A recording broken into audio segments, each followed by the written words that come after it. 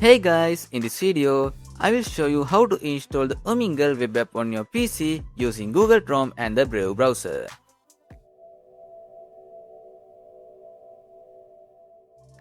First open Google Chrome and search for Umingle. Then go to the official website, click the three dots in the top right corner. After that, go to Cast, Save and Share and click Install Page as App. Now the Umingle app will be installed on your computer. You can open it anytime just like a normal app. And you will also see a desktop shortcut created automatically. If you are using a Brave browser, the process is almost the same. Search for Umingle on Google and open the website. Then click the three lines in the corner, select Save and Share and click Install Page as App. That's it. The app will be installed on your PC in just a few seconds. I hope this video helped you out. If it did, make sure to like and subscribe.